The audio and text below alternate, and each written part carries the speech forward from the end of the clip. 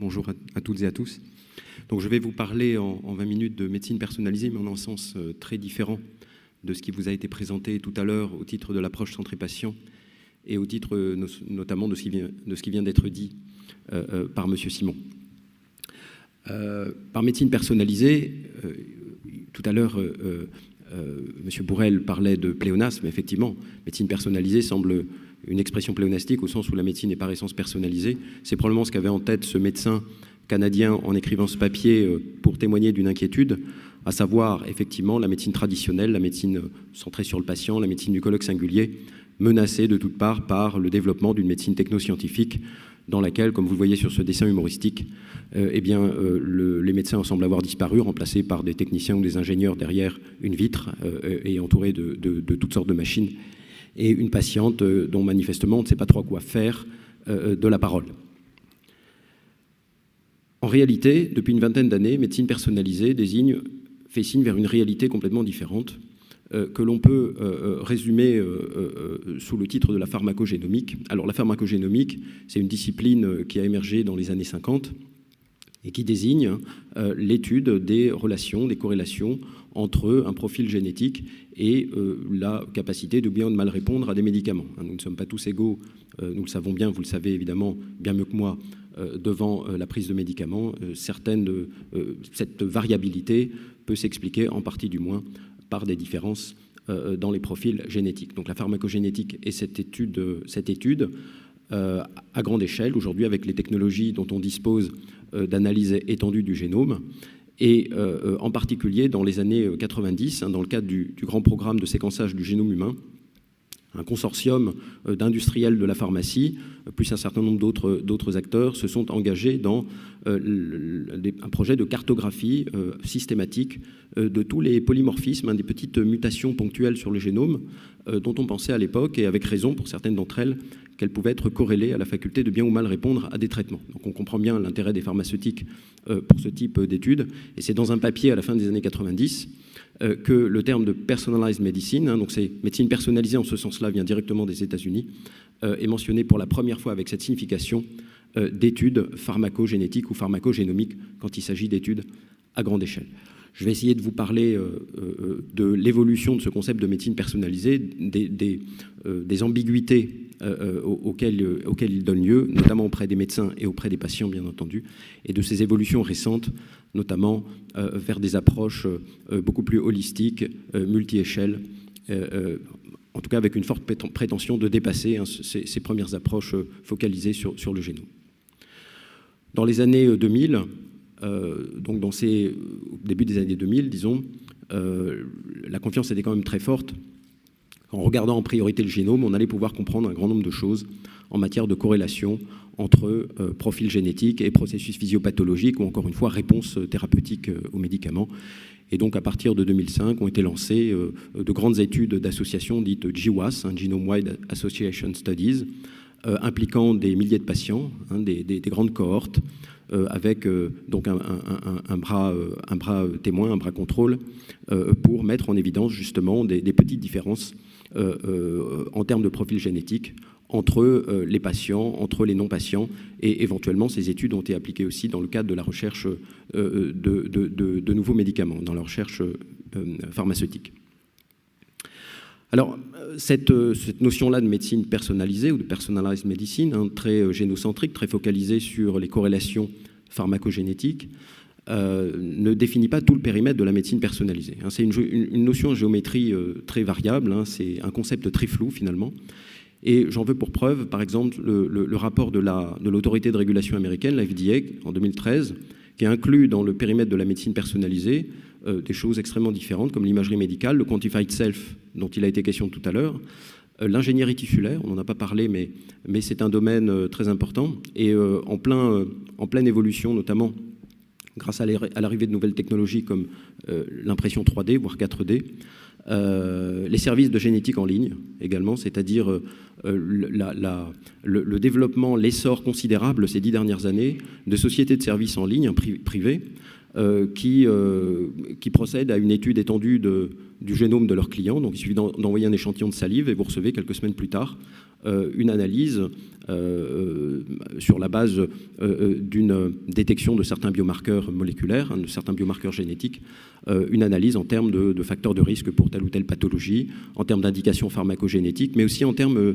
de généalogie. C'est-à-dire qu'il a été démontré par certaines études que ce qui poussait les personnes à recourir à ces services de génétique en ligne, c'était prioritairement le désir d'en savoir davantage sur leurs origines, plutôt que d'acquérir des informations de santé. À titre de précision, d'ailleurs, j'ouvre une petite parenthèse, une autre enquête a montré que les personnes qui avaient eu recours à ce type de service et qui avaient reçu des informations de santé du type facteur de risque relatif pour telle ou telle pathologie augmentée ou préconisation en termes de style de vie, en fait, ne suivaient pas du tout ces informations. Et donc, ce qui a un peu étonné les commentateurs, les observateurs, donc pourquoi avoir recours à ce type de service? Donc la question reste évidemment ouverte, je ferme la parenthèse. Alors, M. Simon disait tout à l'heure qu'il vous appartiendra dans les années qui viennent, dans les décennies qui viennent, de définir ce que sera votre pratique et d'inventer la médecine de demain. Je tiens à préciser que certains s'en sont chargés pour vous, et en particulier la Personalized Medicine Coalition, qui est une institution, disons, de promotion de la médecine personnalisée au sens que je viens d'introduire, c'est-à-dire au sens très moléculaire du terme. Et dans son rapport de 2011, la Personalized Medicine Coalition livre une sorte de scénario de la médecine du futur. Donc j'ai traduit cela et je vous propose qu'on le lise ensemble. Comme ça, vous pouvez vous imaginer à quel type de réalité pratique pour les médecins généralistes cette médecine personnalisée, le type de technologie qu'elle met en œuvre, à quel type de réalité cela conduit. Imaginez donc un médecin assis devant son ordinateur, un café à la main. Il reçoit un message d'alerte sur le site web qui lui fournit des informations susceptibles de guider sa pratique. Il apprend ainsi que des études récentes ont mis en évidence une corrélation statistiquement significative entre plusieurs mutations génétiques rares et les probabilités de développer un diabète de type 2. Le génome de chacun de ces patients ou presque a été séquencé et enregistré dans son dossier médical électronique. Le séquençage des génomes individuels est en effet devenu une pratique de routine, rapide. Séquencer un génome ne prend qu'une semaine, ça pour le coup c'est vrai aujourd'hui, même moins, peu coûteuse, quelques centaines de dollars, c'est presque vrai, on est aux milliers de dollars, donc c'est en train encore de décroître, et remboursé par les compagnies d'assurance. Le médecin fait alors une recherche rapide dans sa base de données. Parmi ces 2000 patients, il en trouve 80 qui sont porteurs des mutations en question et présentent par conséquent un risque. Il envoie à 40 d'entre eux un message leur rappelant ses conseils de diététique et de mode de vie en vue d'éviter la maladie. Aux 40 autres, dont les dossiers médicaux indiquent qu'ils présentent déjà des symptômes prédiabétiques, il fixe un rendez-vous afin d'envisager avec eux des traitements proactifs pour que la maladie ne se déclenche pas. Voilà, donc le type de vision, la médecine personnalisée est chargée de promesses, est porteuse d'une vision de l'avenir, est porteuse de valeurs, et voilà quel type de vision de l'avenir de la médecine, de la pratique médicale, en médecine générale, cette médecine personnalisée est porteuse. Alors, bien évidemment, des philosophes se sont emparés de la question, en particulier dans le cadre d'une enquête conduite par l'Office parlementaire d'évaluation des choix scientifiques et technologiques en 2012-2013, et Anne Fagot-Largeau, donc, qui est philosophe et médecin elle-même, a fourni une réponse sans ambiguïté précisément sur la médecine personnalisée et pour le coup sur les ambiguïtés dont elle est porteuse. Donc je vous propose que nous lisions ce compte-rendu d'entretien ensemble. Alors que le patient s'attend à une relation de proximité avec son médecin, ce qui est la définition attendue de la médecine personnalisée, un sentiment de frustration est à craindre. Il peut être renforcé par l'exigence de numérisation de tous les paramètres individuels, si bien que le patient a l'impression qu'on ne considère plus en lui qu'un amas de chiffres. Paradoxalement, la publicité faite pour la médecine personnalisée tombe dans un contexte où on aspire à un contact plus personnel, voire à une empathie du médecin qu'on ne trouve ni ne rencontre plus. Ceci génère une frustration chez les malades qui croient que la médecine personnalisée comblera cette attente, leur apportera un accueil plus chaleureux, plus individualisé, et c'est faux. Effectivement, Fagot-Largeau a raison dans son diagnostic, c'est-à-dire que, au vu d'une enquête qui a été menée à la fin des années 2000 en Grande-Bretagne par des sociologues auprès de patients, ce qui ressort de cette enquête, c'est que la compréhension que les patients ont de la médecine personnalisée, elle est extrêmement hétérogène et elle est encore une fois sous-tendue par des incompréhensions, des mécompréhensions, des malentendus profonds. Donc les malentendus, il faut les lever, bien évidemment.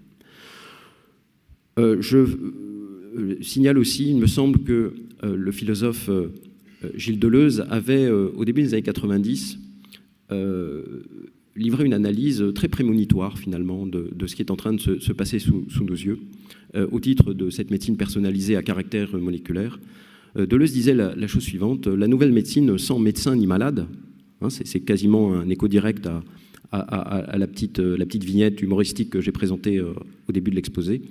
La nouvelle médecine sans médecin ni malade, qui dégage des malades potentiels et des sujets à risque, ne témoigne nullement d'un progrès vers l'individuation, on dirait aujourd'hui vers la personnalisation, comme on le dit, mais substitue au corps individuel, c'est-à-dire à la singularité du patient, identifié comme une personne unique, définie par ses préférences subjectives, mais aussi par l'individualité de son organisme, substitue au corps individuel numérique, un individu, le chiffre d'une matière, alors Deleuze introduit un néologisme ici, individuel, à contrôler. C'est-à-dire qu'on n'en finit pas de fragmenter, de décomposer des ensembles, de défaire des systèmes pour essayer de traquer la cible qui va permettre d'avoir une efficacité thérapeutique. On ne se trouve plus devant le couple masse-individu. Les individus sont devenus des individuels, avec une perte complète évidemment du sens du patient, de la subjectivité du patient et de son individualité. Et les masses sont devenues donc des échantillons, des données, des marchés ou des banques. Je trouve Deleuze ici remarquablement prémonitoire de, là encore, ce qui est en train aujourd'hui de se passer autour du développement et de la structuration de ce qu'on appelle les biobanques, c'est-à-dire les centres de ressources biologiques qui collectent massivement des échantillons biologiques auprès des patients pour les mettre à disposition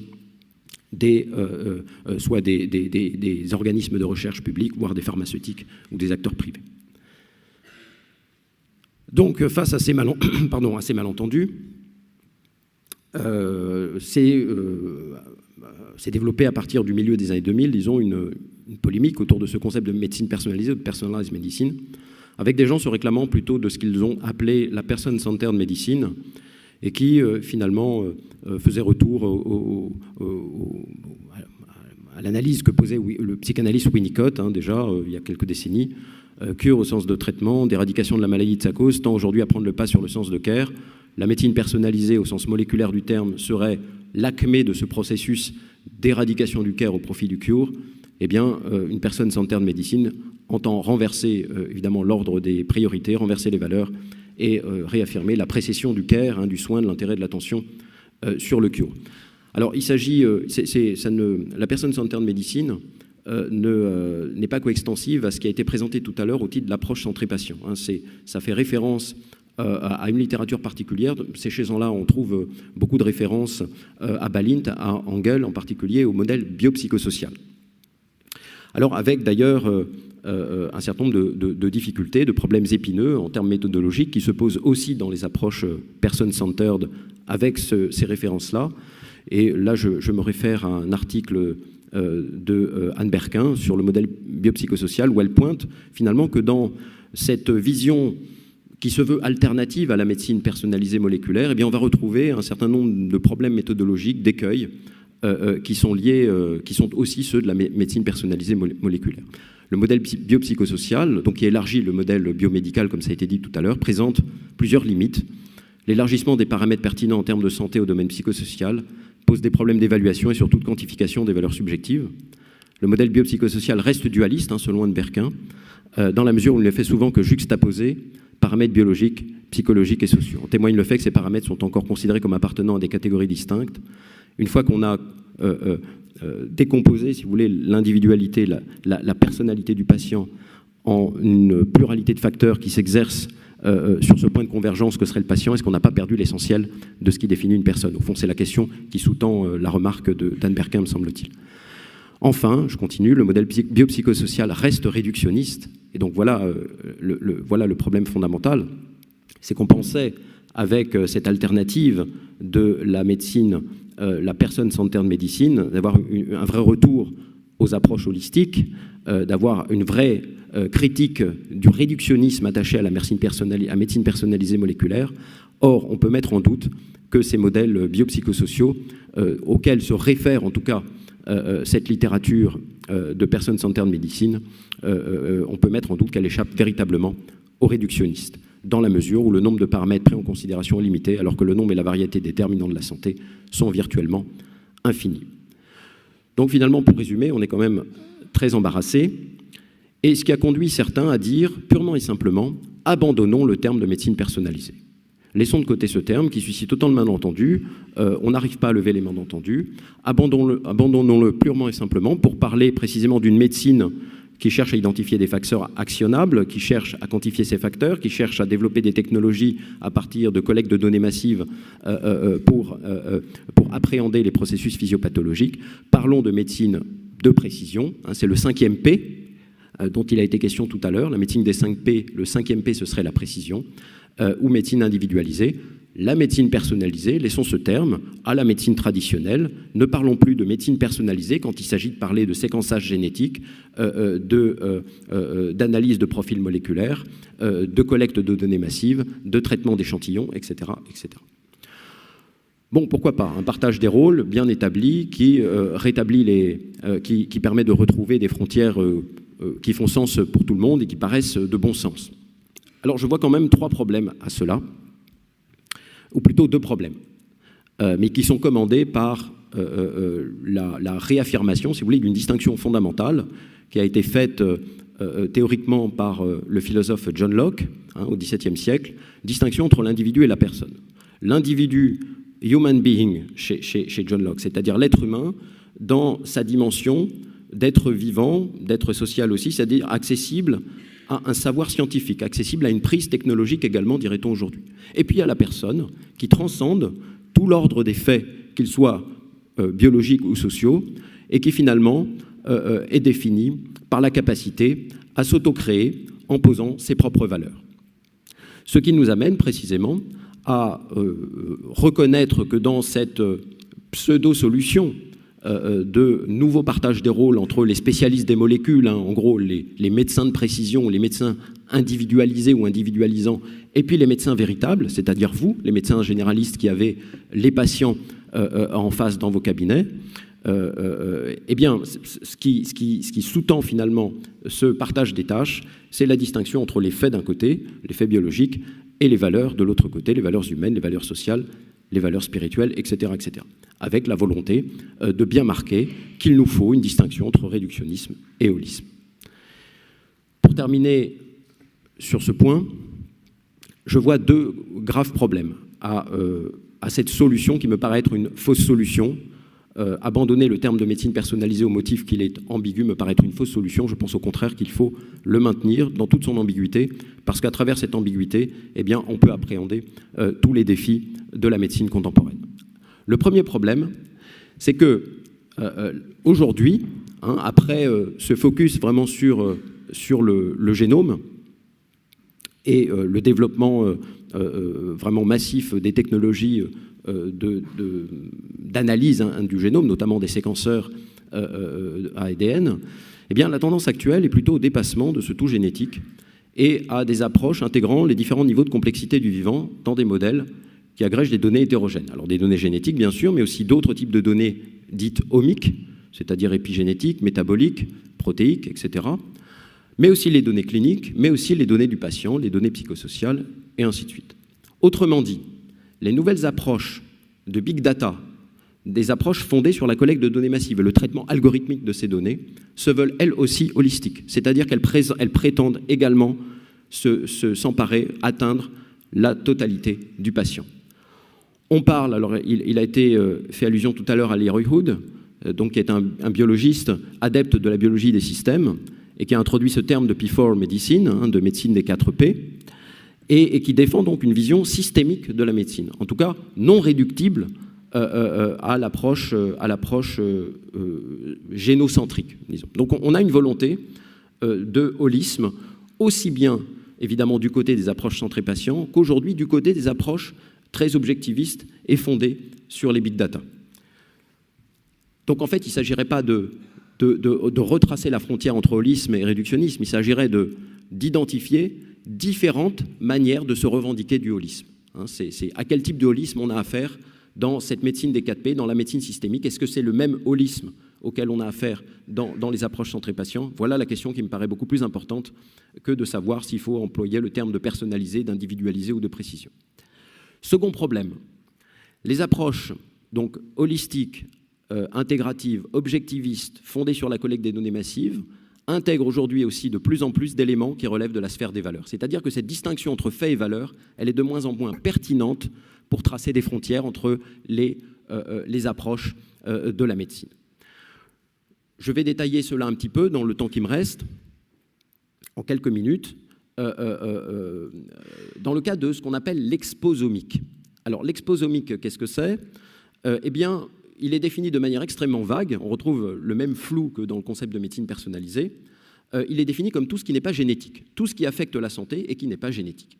Ça contient à la fois les mécanismes épigénétiques, donc de régulation de l'expression génique, les voies métaboliques, tous les processus internes à l'organisme, mais ça contient évidemment aussi tous les facteurs d'exposition spécifiques comme les polluants dans l'air ou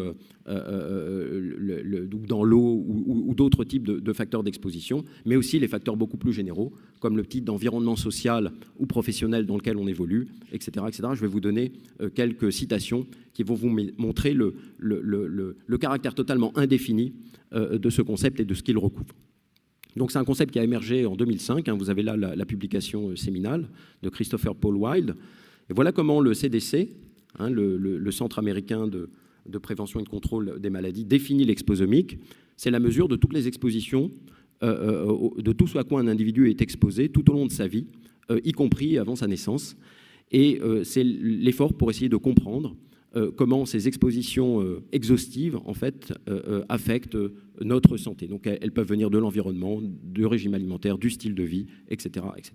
Donc vous voyez, on retrouve là cette prétention holistique radicale de la médecine des big data.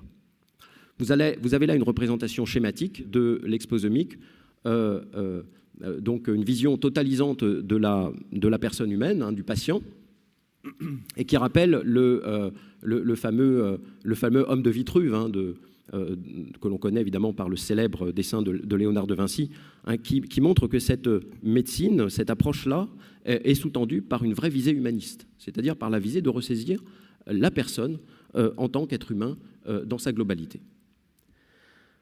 Alors, pour terminer, deux confusions. Il me semble que la première confusion majeure posée par ces approches, c'est la confusion entre la notion d'environnement, qui est le monde que nous nous fabriquons par nos techniques en y produisant des valeurs, et puis le milieu, c'est-à-dire qu'on confond tout.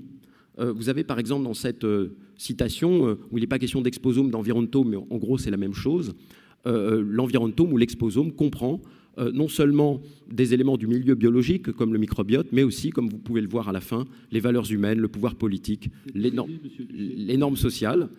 Alors je conclus sur ce terme-là, sur cette première confusion, je ne traiterai pas la deuxième, c'est pas grave, confusion entre deux concepts d'environnement et de milieu qui amène à confondre, y compris chez les médecins généralistes. Il y a une enquête qui a été faite aux États-Unis là-dessus, deux concepts de population, le concept au sens de génétique de population et le concept au sens historico-politique, avec des aberrations comme la mise sur le marché en 2005 aux États-Unis du premier médicament racial de l'histoire. Et cette enquête, donc, auprès de généralistes américains à la fin des années 2000, démontrant que chez les généralistes, la perception de la médecine personnalisée était associée à la possibilité de soigner les patients en fonction de leur race. Donc on est typiquement sur une confusion majeure associée précisément à cette prétention holistique de la médecine personnalisée.